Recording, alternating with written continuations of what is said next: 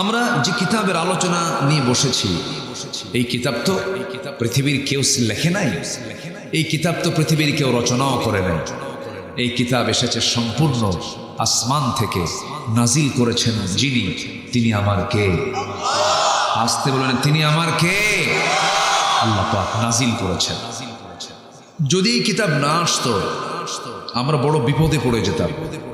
বিপদটা হলো, আপনি কোনোদিন ঢাকা চকবাজার যাননি, আপনি ঢাকা চকবাজার কোনোদিন যাননি।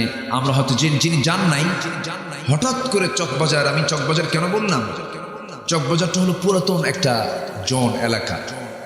যদি গুগল ছাড়া, অনলাইন ছাড়া আপনি চিনেন না, নতুন গেছেন, কত যে রাস্তার প্যাঁচ, ওই প্যাঁচে আপনি হেরে যাবেন। সব রাস্তা সমান মনে হবে, তখন আপনি হেরে যাবেন, আপনার মাথার কাজ করবে।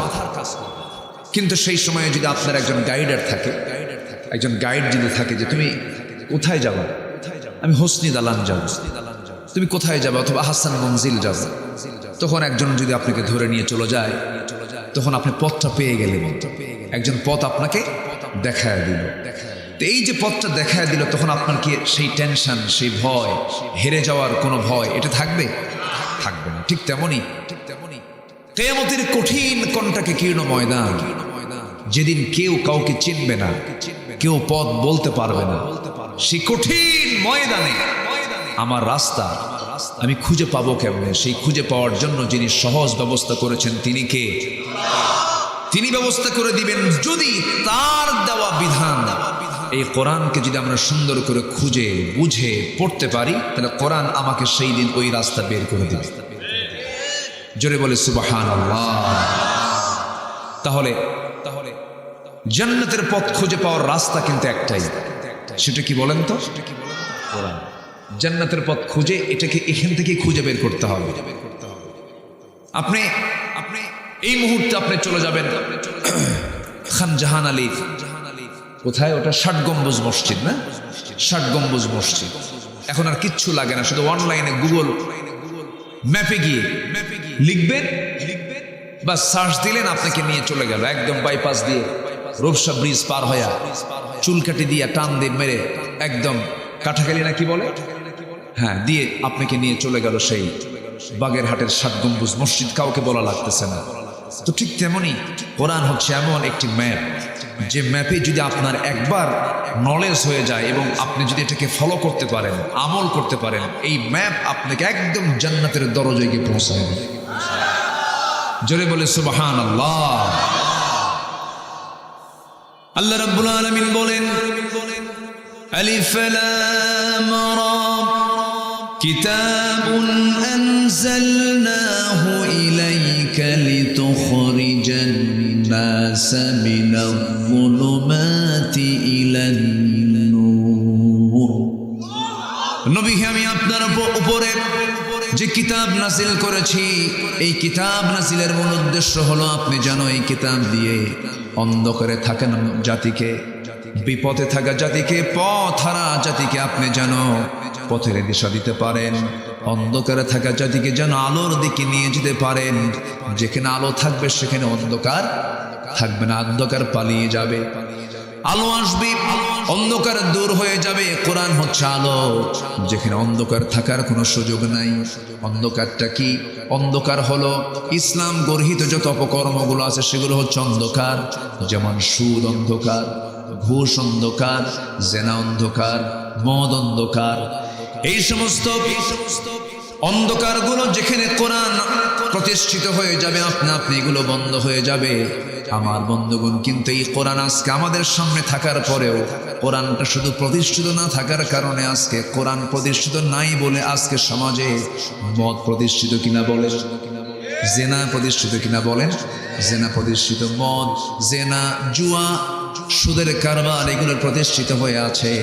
আমার বন্ধুগণ, কোরআন যদি প্রতিষ্ঠিত সমাজে হয়ে যায়, তখন আপনি সব অন্ধকার বন্ধ হয়ে যাবে। তাহলে কোরআন আছে শুধু কাগজের পাতা। কিসের পাতায় বলেন? মাদ্রাসার রুমে, হাফেজের মাথায়, হাফেজের মাথায়, মসজিদে, মাদ্রাসার রুমে কাগজের পাতায় পাতায়, শুধু কোরআনটা দরকার এখন সমাজের পাতায় পাতায়, আর রাষ্ট্রের প্রতিটি সেক্টরে সেক্টরে আইন রচনায় কোরআন দরকার। সব তো দেখলাম আমরা, সব দেখলাম না আমরা, সব দেখা শেষ তো, সব একই। আল কুফরু মিল্লাতু ওয়াহিদা, কোরআন যারা চায় না সেটাই কুফরি, আর কুফরটাই হচ্ছে আল কুফরু মিল্লাতু ওয়াহিদা, কুফরি শক্তি সব এক, সব এক, সব এক, সব এক।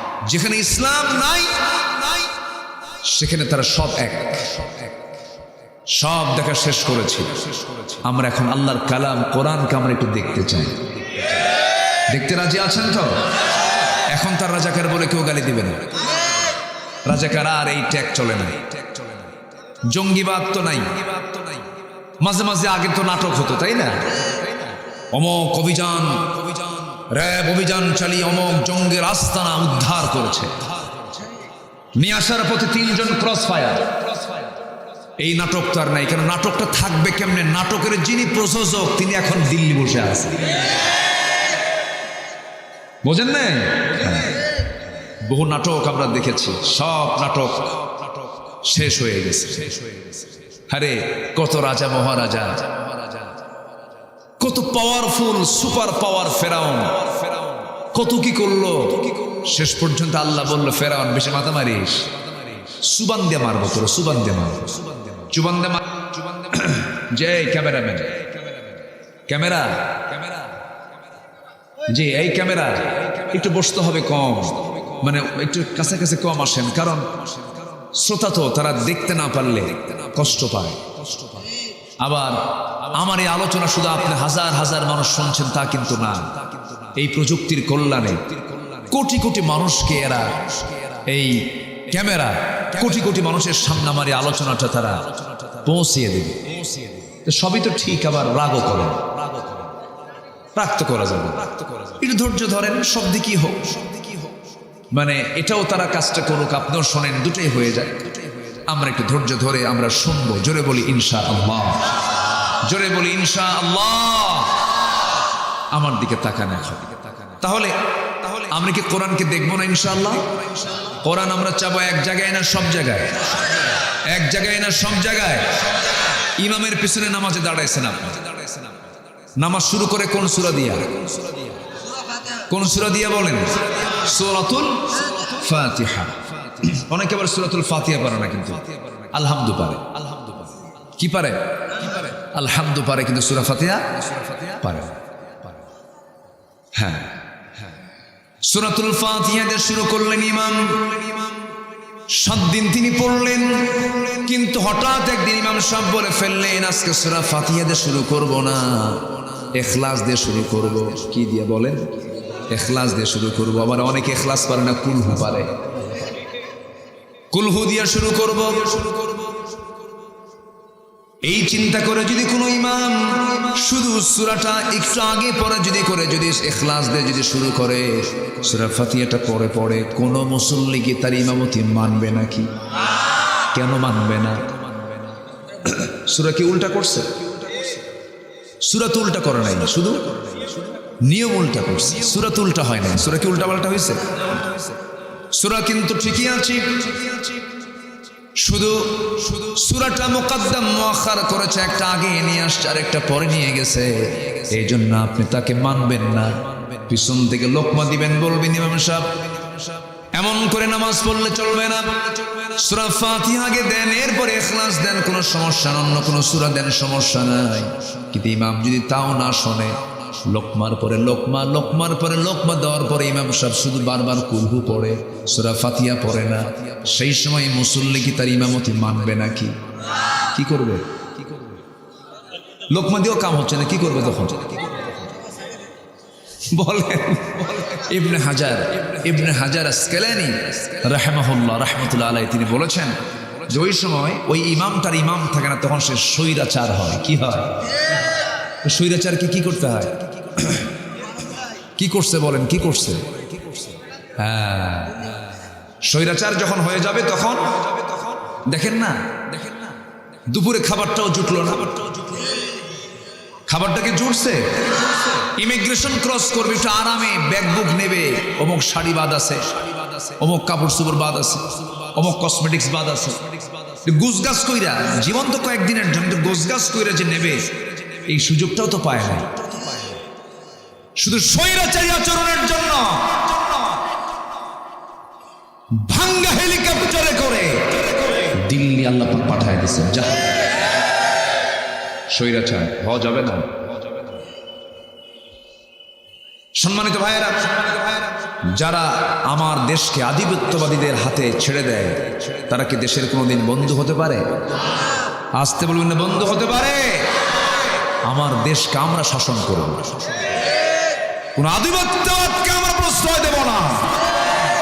এদেশের 1 ইঞ্চি মাটি আমরা অন্যদের দখলে নিতে দেব না। এদেশের সংস্কৃতিকে আমরা লালন করব, অন্য কোন সংস্কৃতি আমরা লালন করব না। এই দেশ আমাদের দেশ, অন্য কোন বহির আগমন ঘটবে আমার দেশে, এটা আমরা সহ্য করতে পারবো না। সম্মানিত ভাইয়েরা, ইমাম যদি সূরা ফাতিহাকে যদি পড়ে দেন, ইখলাস যদি আগে দেন, আপনি যেমন মানবেন না। ইবনে হাজার আসকালানী বলেছেন, ওই সময় ওই স্বৈরাচার ইমামের পেছনে যে মুসল্লি নামাজে দাঁড়াবেন তার দায়িত্ব হলো নামাজ ছেড়ে দেওয়া। নামাজ ছেড়ে দিয়া 2 হাতের এই কাপড়টা ভাঁজ কইরা, কোনো কথা নাই ইমামের, ওই স্বৈরাচারের ঘাড়কে ধরা শক্ত করে ধরে মটকায় দিয়া ধাক্কা মেরে মসজিদ থেকে বের করে দিয়া নতুন ইমাম নিযুক্ত করতে হবে। কি কথা কি বুঝতেছেন আপনারা? ইমামের দোষ কি হলো? ইমাম সাহেব কি সূরা কেরাত কি ভুল কইছে? শুধু কি করছে? নিয়মটা উল্টা করেছে। সূরা কেরাত কিন্তু ভুল করেনি, শুধু একটা সূরা আগে দিয়েছে, আরেকটা সূরা পরে দিয়েছে। এই জন্য সে যদি স্বৈরাচার হয়ে যায়, আজকে সমাজ চলতে নিয়ে, আজকের এই রাষ্ট্র সমাজ পরিবার চালাতে নিয়ে ইসলামকে বাদ দিয়ে যদি অন্য কোন তন্ত্র মন্ত্রকে যদি চালু করে, আমাদের দায়িত্ব হলো ঘাড় ধাক্কা দিয়ে বের করে সেখানে ইসলামকে বুলন্দ করে নেওয়া। কি দায়িত্ব আছে আমাদের? না চুপ করে থাকবো? চুপ করে থাকার কোন সুযোগ কি মুসলমানকে আল্লাহ দিয়েছেন? কাজ করতে হবে, আমরা কাজ করব, জোরে বলি ইনশাআল্লাহ। সম্মানিত ভাইরা, আমি যেখান থেকে কথা বলতে চাচ্ছি সেখানে আল্লাহ রাব্বুল আলামিন সেই রুকুর ভিতরে প্রথমে তিনি তার নিজের পরিচয় দিয়েছেন। এরপরে তার পছন্দের বান্দাগুলো কারা, তার পছন্দের তার প্রিয় বান্দাগুলো কারা, তাদের কিছু গুণ, তাদের কিছু বৈশিষ্ট্য, তাদের কিছু স্বভাব আল্লাহ পাক তুলে ধরেছেন। এবং এই স্বভাবগুলো যারা আনবে তাদের জন্য সুন্দর জান্নাতের একটা অফার আল্লাহ রাব্বুল আলামিন আয়াতের এই সূরার শেষে দিয়েছেন। জোরে বলি সুবহানাল্লাহ।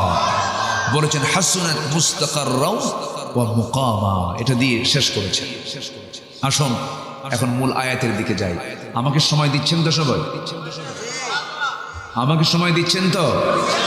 কারো কোনো সমস্যা নাই? জোরে বলি ইনশাআল্লাহ। আসুন, অনেক মা বোন আজকের মাহফিলে আসছে না? মা বোন নাকি অনেক হয়েছে, বেশি। লেডিস ফার্স্ট, মেয়েরা যেখানে সেখানে মেয়েরাই ফার্স্ট। ভালো, আলহামদুলিল্লাহ, মেয়েরা বেশি থাকা ভালো। তারা মার্কেটও বেশি যায়, অবশ্য মার্কেটও বেশি।